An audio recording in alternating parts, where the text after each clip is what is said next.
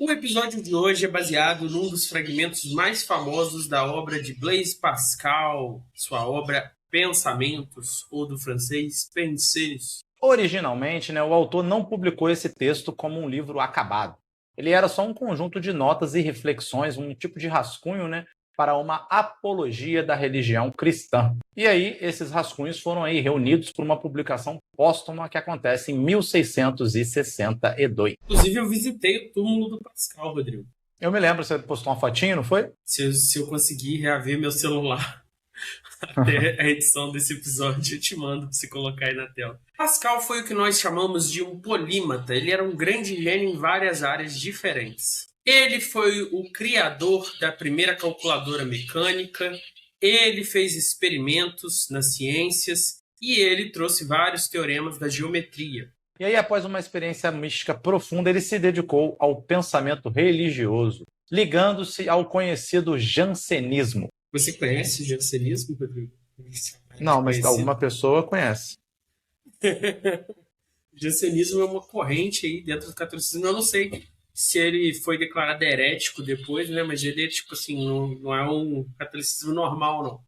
O Pascal escreveu aí nos desdobramentos da Revolução Científica e com ela o nascimento, florescimento das ferramentas tecnológicas para explorar cada vez mais o universo, como por exemplo o telescópio e o microscópio.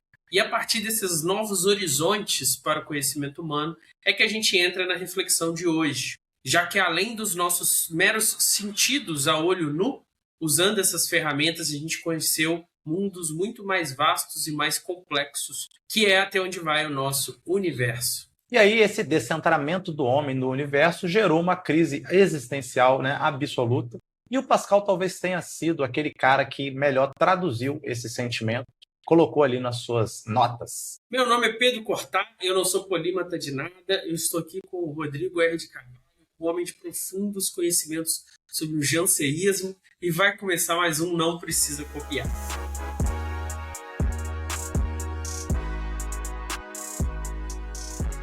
Quando o ser humano começa a conhecer o universo, a primeira coisa que ele conhece é a si mesmo através do seu corpo.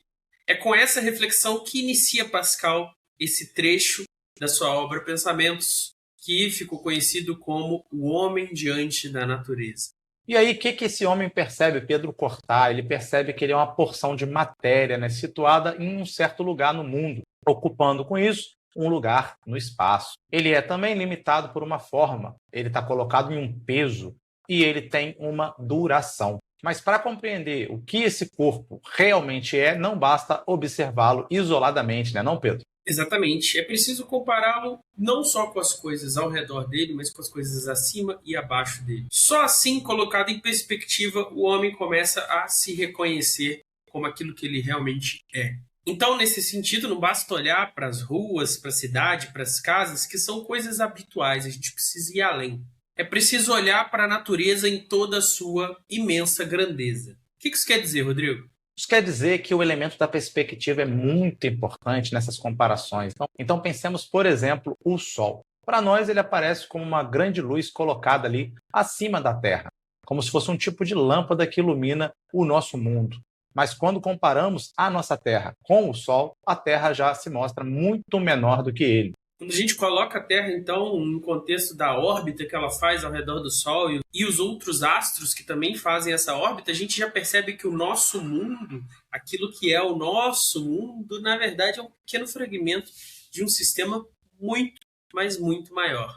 Pascal vai até mais longe, Pedro? Ele vai colocar essa órbita e comparar ela com os outros astros, com as outras órbitas de outros astros. Então, mesmo se a gente pensar esse longo caminho que a Terra percorre em volta do nosso Sol, até mesmo esse longo caminho também não significa absolutamente nada diante do universo. E os limites do olhar humano, eles são claros para todas as pessoas que buscam esse horizonte de possibilidades, mas a nossa imaginação tenta ir além. Então, mesmo que as nossas capacidades técnicas de enxergar, que um dia foram só nossos olhos e hoje são telescópios cada vez mais avançados, mesmo que elas cheguem ao seu limite, a nossa imaginação tenta ir além, tenta ir além, tenta ir além, mas no todo da nossa imaginação, no tudo aquilo que ela consegue imaginar, a gente não tem nem mesmo um grão de poeira do tanto de coisa que existe no universo.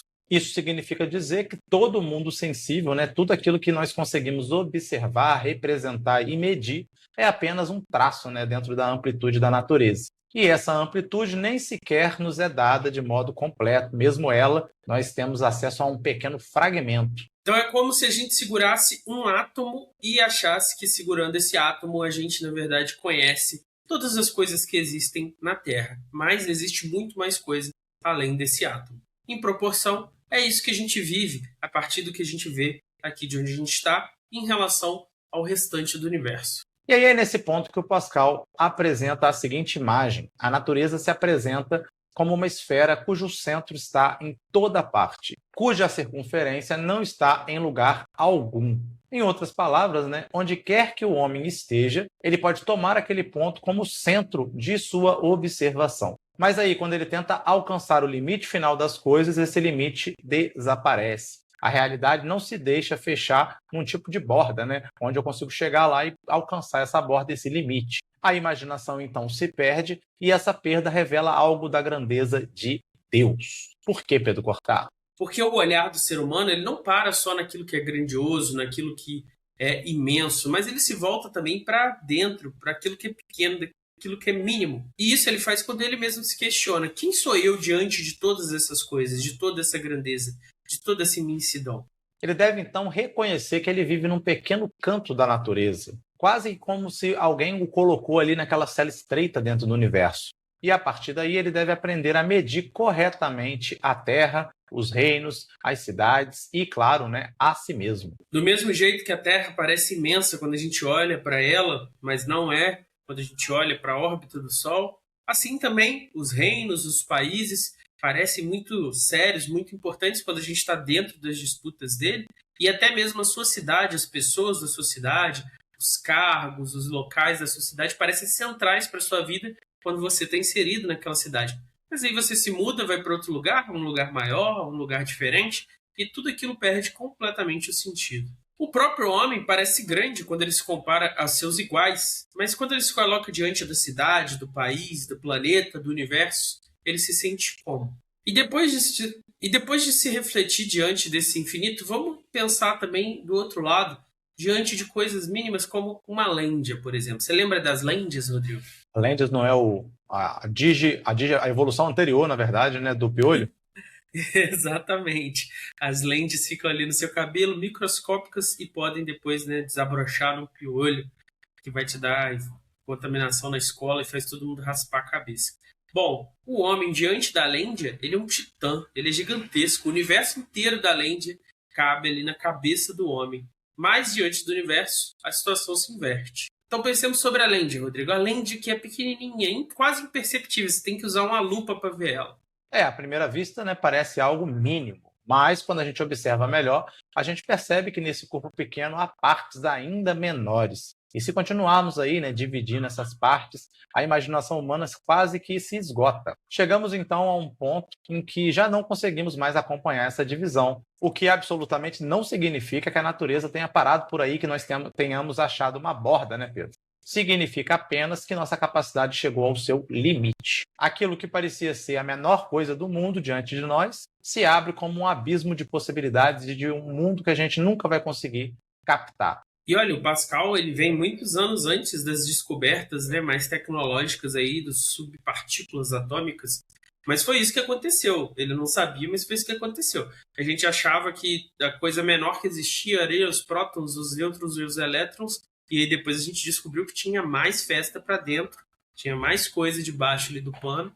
E talvez se a gente continuasse cavando, terá mais coisas. Então, o ponto todo do Pascal aqui, que ele quer que a gente entenda, é que mesmo no pequeno há também um universo, há também um mundo, há também imensidão. E aí, assim como o universo nos ultrapassa pela grandeza, pela sua imensidão, a matéria também nos ultrapassa pela sua pequenez. E da mesma forma que a nossa mente se perde tentando imaginar o espaço além do espaço, aquilo que existe para além de quantidades inimagináveis de tempo e de distância percorrida, assim também a nossa mente se perde olhando para aquilo que é minúsculo, aquilo que está dentro de cada coisa que existe. Então, aquele corpo humano, né, que parecia quase nada diante do universo, ele se torna também imenso, também grandioso, também um mundo separado. O ser humano, então, ele é imperceptível diante dos astros, mas se torna um mundo quando comparado às partes mínimas da matéria. Ele é, então, pequeno diante do alto e grande diante do baixo. E com isso ele está colocado entre dois abismos. Quem faz essa descoberta não pode tratar a realidade como uma coisa qualquer e percebe que o ser humano tem um lugar especial na realidade. Ele não é nada diante do infinito, mas ele também não é um deus, um titã diante das coisas mínimas. Ele está justamente suspenso entre uma coisa e outra. Então, a nossa curiosidade, que nos incentiva a dominar tudo aquilo que é menor que nós, ela deve, na verdade, nos incentivar a contemplar esses infinitos que estão para além de nós, mas também para dentro de nós. E aí, com isso, né, ele percebe que há mais sabedoria em contemplar com sobriedade, né, do que, de fato, investigar como se fosse o senhor da totalidade, aquele que compreende a realidade, né, na sua inteireza. Então, o Pascal formula a seguinte conclusão. Afinal, o que é o homem dentro da natureza? Ele é nada em relação ao infinito. E ele é tudo em relação ao nada. E aí, com isso, ele é um ponto intermediário entre o tudo e o nada. Papo de Heidegger, isso aqui. Pois é, cara, interessante como é que o Pascal antecipa um monte de coisa, né? Vários filósofos depois, especialmente da fenomenologia. Talvez a gente descubra aí nos comentários alguém que é especialista na área que eles leram esse texto aqui e a gente não sabia, mas faz sentido. Então essa é a posição do homem. O homem não alcança os extremos da realidade. Ele vive suspenso entre esses extremos. Ele não compreende plenamente nem o princípio das coisas, nem seu fim. Ele não consegue enxergar nem o limite, nem o nada de onde veio. Ele percebe alguma coisa, mas não percebe tudo. Ele conhece fragmentos, mas não possui o conjunto. Ele enxerga aparências da realidade, mas não consegue penetrar na sua origem última, nem seu destino final. Por isso, quando os seres humanos tentam investigar a natureza como estivessem numa relação de proporção com ela, ele vê isso como uma temeridade. Por quê? Pois a razão humana, ela é real, ela funciona, ela é útil, ela é até mesmo muito poderosa, ela faz coisas incríveis, mas ela é ainda assim limitada. Ela pode até conhecer algo, mas não pode transformar esse algo em domínio absoluto. E aí, querer compreender os princípios de todas as coisas, como a filosofia, né, sempre se pressupôs, né, Pedro?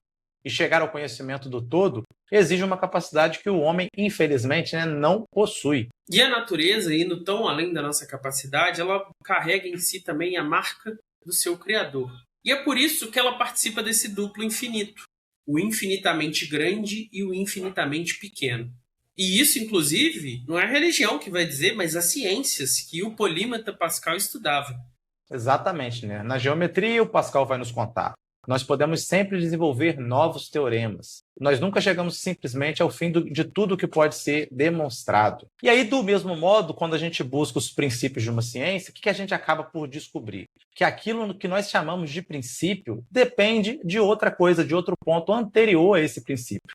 E esse outro ponto depende de um outro, e outro, e outro, e outro, e você tem um regresso ao infinito. E aí, como que a gente faz, tendo em vista que a nossa razão é limitada? A gente chama de princípio porque essa nossa razão limitada tem que parar em algum lugar. Mas a realidade, ela continua se aprofundando, se desdobrando.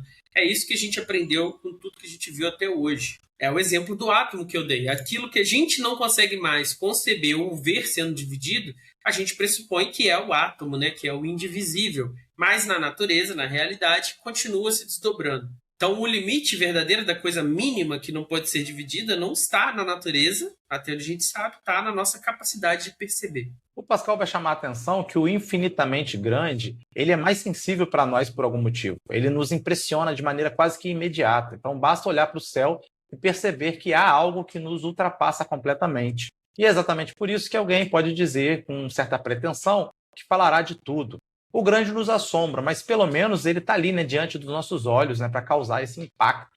Já o infinitamente pequeno, ele é muito mais difícil. Ele escapa com uma facilidade muito grande, a gente nem percebe que ele está ali. E é justamente aí que muitos, talvez a maioria dos filósofos, tropecem. E todas essas coisas, como a gente pode tocar as plantas, né, a gente pode dissecar certas coisas, né, pode quebrar, desestruturar, a gente achou que podia dominar elas, conhecê-las na sua profundidade mais essencial, e ter um conhecimento verdadeiro, pelo menos sobre essas coisas. Mas Pascal vai corrigir essa ilusão. A A mesma dificuldade de contemplar e compreender o todo existe quando você direciona o seu olhar para baixo e tenta compreender o nada. Quando a gente acha que fechou o conhecimento sobre uma coisa bem pequena, uma coisa bem compacta, na verdade tem muito mais coisa ali dentro que a gente desconhece. Então, isso quer dizer, né, Pedro, que quem compreendesse os princípios últimos das coisas compreenderia também o infinito, porque uma extremidade conduz a outra extremidade. Exatamente, Rodrigo. E para ter esse conhecimento, você precisaria ter uma capacidade infinita de conhecer, que é uma coisa que os seres humanos não têm.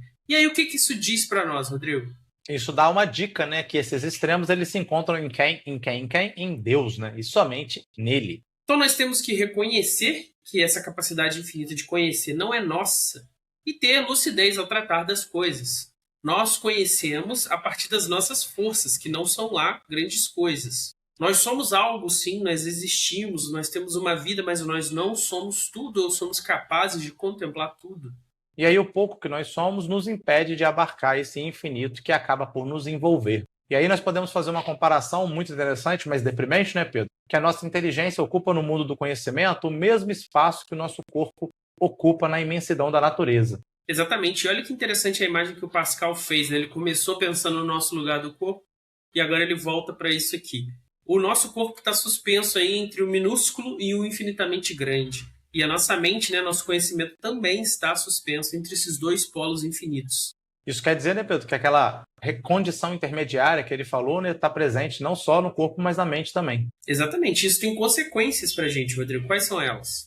Começando pelos nossos sentidos, eles não suportam extremos, né? Eles também estão nesse ponto médio aí. Se você tem um ruído forte demais, ele acaba por nos deixar surdo. Uma luz muito intensa acaba por nos cegar. Se o objeto está a uma distância muito grande de nós, a nossa visão também não consegue chegar lá e compreendê-lo e vê-lo. E de outro lado, se você pega o objeto e cola na nossa cara, você também não consegue enxergar esse objeto de muito perto. Se um discurso for muito longo, ele se perde na nossa mente, mas se ele for muito curto, talvez a gente não consiga compreender sobre o que ele é exatamente. E até o prazer, Rodrigo, que é uma coisa que a maioria das pessoas persegue, e quando você não está, né, chafurdando em quantidades absurdas de prazer, você pensa que ele poderia ser infinito, seria ótimo, mas aí depois que você prova, quando você come um pudim, aí você come o segundo pudim, o terceiro pudim, o quarto pudim. Será que lá no quinto pudim você ainda acha que poderia ser infinita a quantidade de pudins? No caso de pudim, sim, porque eu amo pudim. Mentira, você está desacreditando o Pascal aqui. Pudim é bom, mas ninguém aguenta comer infinitos É muito pudins. doce, muito doce. Até aí, nesse momento, você vai se sentir incomodado, mesmo tendo um pudim, que é a sua comida favorita. Eu sei disso por causa da churrascaria. Eu vou na churrascaria e eu saio de lá com nojo da carne. Que coisa horrível. O garçom veio me oferecer e eu fico assim, enojado. Falo, meu Deus, como é que você ousa me oferecer um pedaço de carne? Essa De coisa novo, horrível, né? porque eu já comi tudo. Até mesmo, Pedro, um benefício, né? Você fazer algo positivo, algo bom para alguém. Se for grande demais, acaba por irritar as pessoas se sentem incomodadas, porque elas querem sentir que elas podem retribuir aquele benefício. E se ele for grande demais, provavelmente a pessoa não vai conseguir retribuir. E aí isso quer dizer, então, que essas coisas extremas, elas acabam nos escapando. Esse é o ponto principal de Pascal. Exatamente, elas nos escapam porque não estão nas nossas proporções, então elas até mesmo nos ferem. Então não é simplesmente uma questão de sentir frio demais ou calor demais. Nos seus extremos, o frio e o calor pode nos destruir, pode nos matar. Esse nosso lugar mediano, esse nosso lugar no meio do caminho, ele é realmente a nossa condição de existência. Então esse é para o Pascal o nosso verdadeiro estado, né? O homem ele não sabe com certeza, né, com segurança absoluta, mas também não é absolutamente ignorante, não é um burraldo que não sabe nada. Ele vive então nesse meio vasto, incerto, oscilante, bizarro. Ele tenta se fixar nas coisas, mas aquilo no que ele se fixa também vacila, também oscila. Ele persegue um objeto e, igual uma miragem, ele continua indo, fugindo pela sua frente, em vez de estar onde ele busca encontrá-lo. A realidade escapa a ponta dos nossos dedos. Quanto mais tecnologia a gente desenvolve para conhecer cada vez mais e melhor a realidade, mais ela se mostra misteriosa. E aí nada permanece inteiramente ao nosso alcance. Essa condição é natural ao homem, não adianta vocês ficarem reclamando, chorando, não tem o que fazer quanto a isso. É fato que isso contraria, né, a nossa inclinação mais profunda de ter essas coisas, de ter o conhecimento, de conseguir se colocar no mundo de maneira inteira. É fato que o homem deseja uma base firme. Sendo fato e sendo natural esse nosso desejo, Pascal então aconselha que nós não busquemos na razão humana esse fundamento, porque ela não vai conseguir nos oferecer um fundamento adequado. Até mesmo a razão ela é vítima dessas oscilações. É muito difícil para o finito se colocar entre esses dois infinitos e se fixar num lugar específico. Lembra que ele falou lá no começo? O universo é um mundo que não tem bordas, mas todos os lugares podem ser o centro. Então nós, na nossa perspectiva, nos colocamos como centro e é difícil fixar um lugar para nós nesses mundos com bordas infinitas. Então é isso, né? O homem está colocado entre essas grandezas que o excedem e profundidades que ultrapassam. E a gente precisa reconhecer isso, e reconhecer isso não destrói a razão, não faz com que a gente queira jogá-la fora. Afinal, ela tem um propósito, ela tem um sentido, ela só não é absoluta como muitos pensam. E o objetivo de tudo isso é colocar essa razão do ser humano no seu devido lugar. O Pascal acredita que quando o homem compreende essa condição, que é uma condição inevitável, ele pode então aceitar o lugar que a natureza, né, destinou a ele. Exatamente, Rodrigo. Então a gente perde também certas ansiedades sobre a nossa existência, sobre a nossa compreensão do nosso papel no mundo. Saber um pouco mais ou um pouco menos sobre a realidade não vai mudar tanto assim o que a gente sabe quanto ser humano sobre a realidade. É como você subir numa montanha para ver o horizonte. De fato, o homem que sobe no alto da montanha, ele vê muito mais longe do que todos os outros. Mas ele vê além da linha do horizonte? Não, ele vê a mesma linha do horizonte.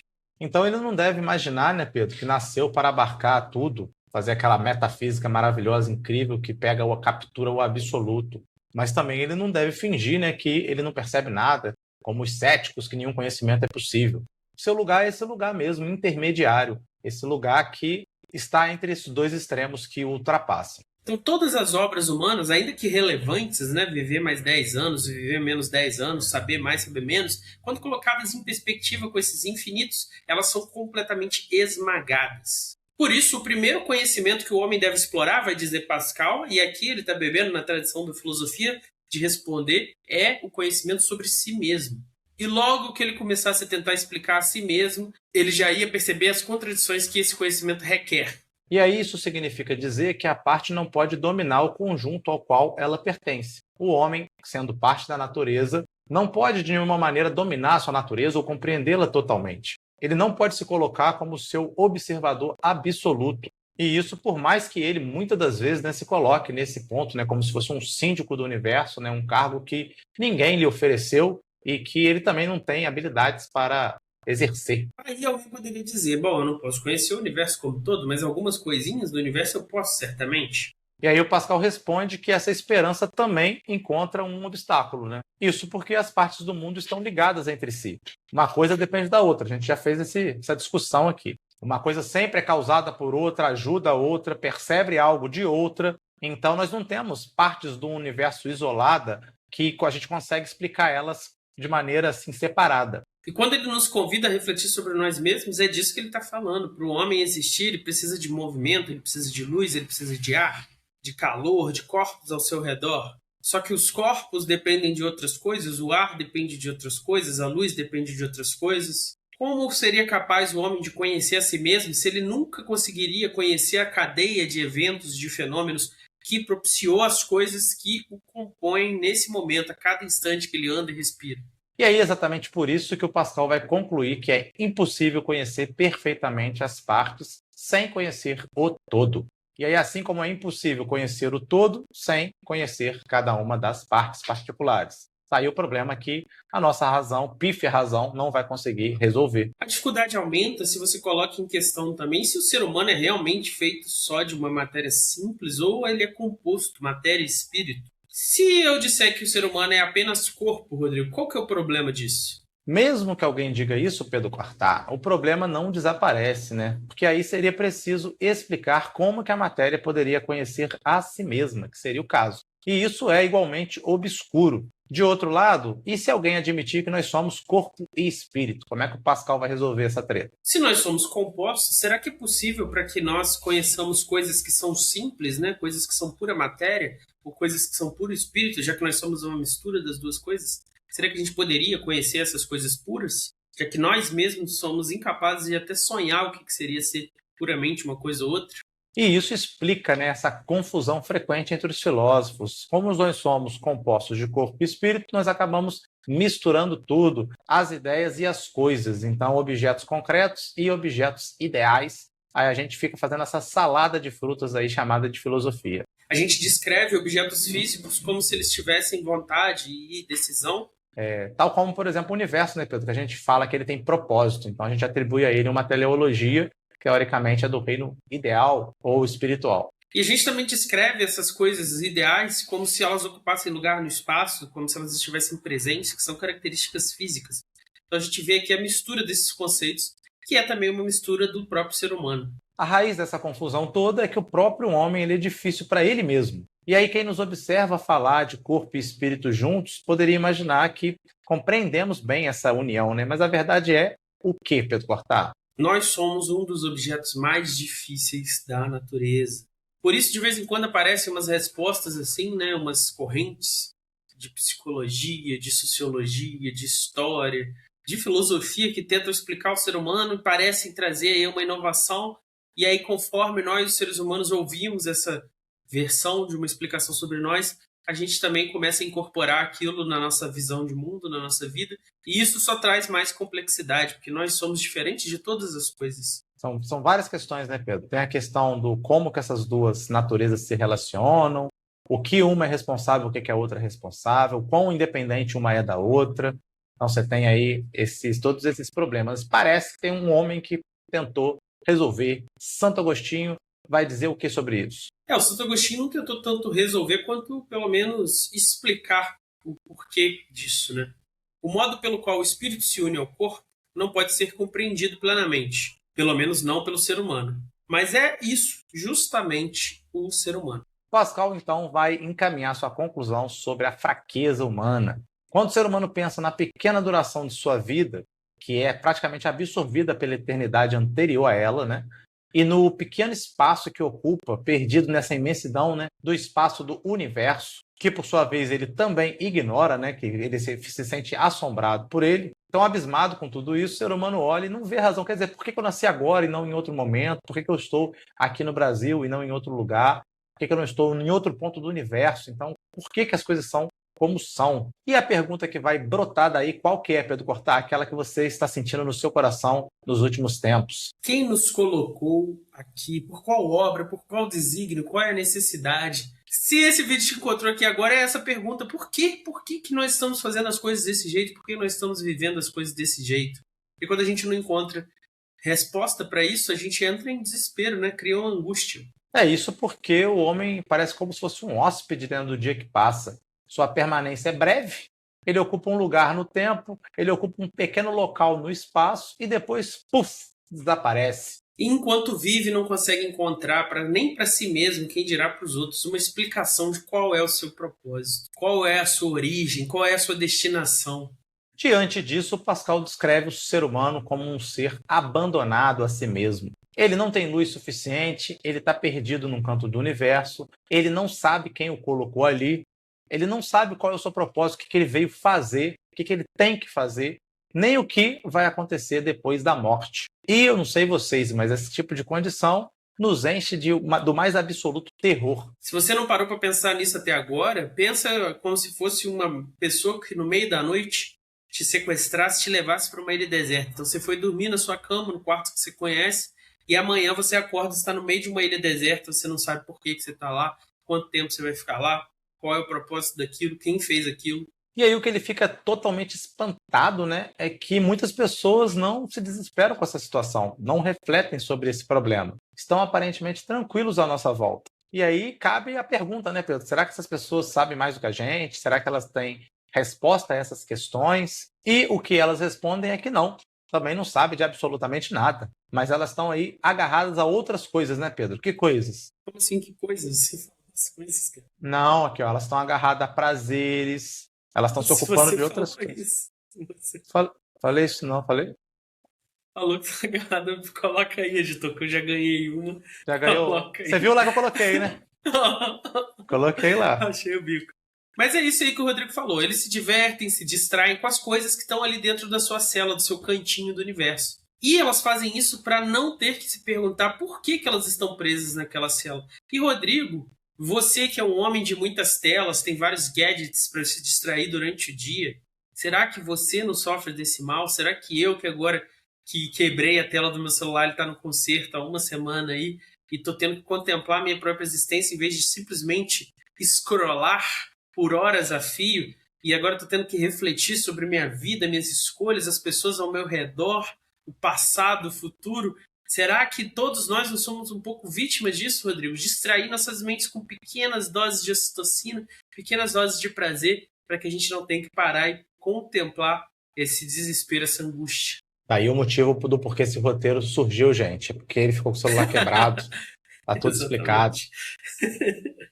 Pascal, porém, não se contenta com se distrair com essas coisas. Então ele continua se perguntando, bem, se a resposta não está em mim, Rodrigo, se a resposta não está nesses prazeres fortuitos aqui da vida, se a resposta não está nas ciências, se a resposta não está na política, a resposta está fora de nós, a resposta está fora de nós, além de nós, o que há além de nós? Aí ele volta lá naquelas questões do começo. Nós temos para dentro um infinito minúsculo e para fora um infinito de grandeza, e aí esses dois infinitos se unem na única figura capaz de ter ali a compreensão plena deles, que é aquilo que nós chamamos de Deus. Então, se nós não encontramos esse sentido em nós, nas nossas coisas, nas coisas ao nosso redor, nós temos que encontrar esse sentido em Deus. E aí, essa é a passagem decisiva, né? A miséria humana, quando encarada sem distração, né? Sem esse celular para ficar scrollando, ela abre a pergunta religiosa. O homem não encontra em si a sua própria explicação. E é por isso que nós somos levados à questão de se há fora dele, né, algum sinal daquele ser que o colocou nessa situação. Então vem a frase famosa, o silêncio eterno desses espaços infinitos o apavora. Porque, Rodrigo, se nesses infinitos não houver um sinal de que alguém está lá prestando atenção em nós, que Deus está lá, quando a gente para pensar, a gente fica completamente apavorado igual ele. Olha quantas culturas, quantos reinos, quantas pessoas surgiram e morreram sem conhecer nada sobre nós e quantas depois virão sem conhecer nada sobre nós. Quantas realidades inteiras existem, Rodrigo, sem tomar consciência da nossa existência. Quantas milhões e milhões de pessoas passam ao largo das nossas preocupações, as nossas pequenas vaidades, os grandes impérios dos nossos interesses, quantos desses são completamente ignorados pelas pessoas? As coisas mais importantes das nossas vidas são completamente irrelevantes para os outros. E não só hoje, aqui e agora, onde nesse momento na Terra tem bilhões de pessoas nos ignorando, mas ao longo da história, para trás e para frente. E aí, por fim, o Pascal faz as seguintes perguntas, né? Por que meu conhecimento é limitado? Por que minha estatura é essa e não outra? Por que minha vida dura 100 anos e não 1000 anos? Por que a natureza escolheu este número, esta medida, este lugar, este tempo, esse quando, dentro da infinidade dos números possíveis? Quando a gente se faz essa pergunta, a gente não está aqui fazendo perguntas laterais, mas a gente está chegando justamente no centro da questão. O fundamento do que é ser humano não está em nós mesmos. Nós nos descobrimos já lançados numa condição que não foi dada por nós. Nós somos limitados por medidas que não foram definidas por nós.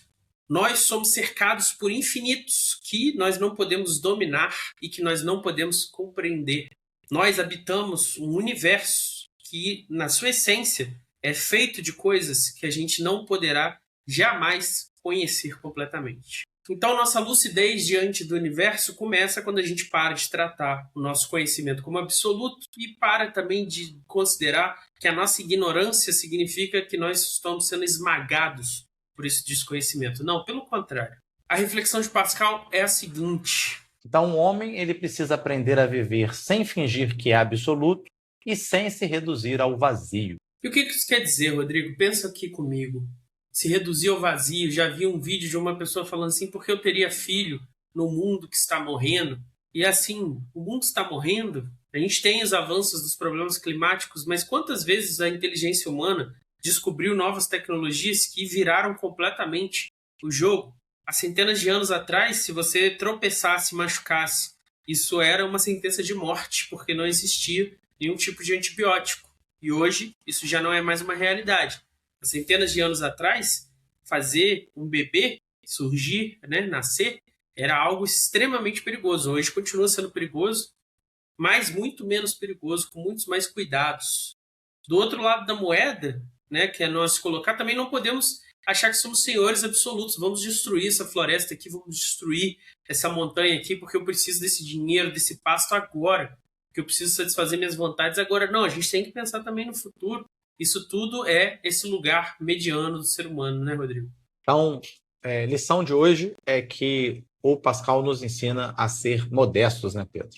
Modestos no nosso, digamos assim, apetite em conhecimento, modestos em nosso apetite em atuação, modestos em nosso apetite em eternização. Exatamente. Modestos, mas sem ser tímidos, né? Descobrir que nós temos limites, descobrir que nós não podemos tudo, mas perceber também que é justamente isso que é onde floresce a dignidade humana.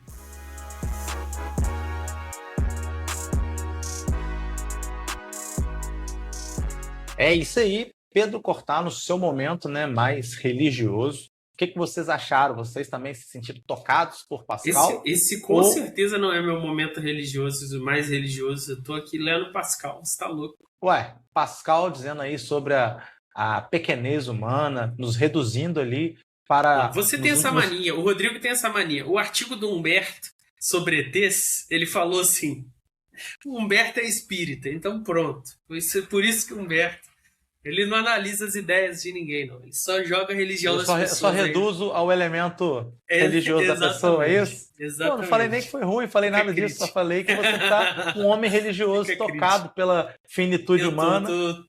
Aqui, ó, justificando a busca de Deus. Aqui, ó, depois de você ler isso aqui, eu fiquei com vontade de ir ali na Igreja da Glória agora, assistir uma missa.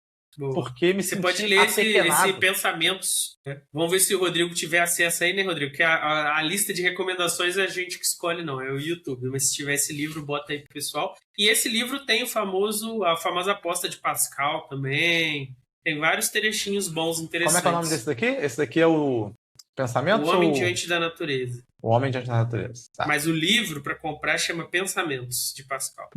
Sim. E esse vídeo foi feito com apoio de Sabiá, registro de marcas. Se você tem pensamentos e não quer morrer sem publicá-los, né? Se você quer resguardar seus pensamentos, você pode fazer através do contato que está aí na descrição desse episódio e usar o nosso cupom NPC10 para ganhar um descontaço e apoiar o programa. Mas não só de Sabiá é feito o homem, de que mais é feito os nossos apoiadores, Rodrigo? Os nossos apoiadores são feitos ali de sangue e lágrimas, que eles contribuem para o canal através do Pix e através da área de membros. Então, venha se tornar membro, venha conhecer todos os vídeos secretos de Pedro Cortá e que nós temos aí um plano de produzir. É isso aí, pessoal. Um beijo, um abraço, curta, comente e compartilhe. Valeu, até mais.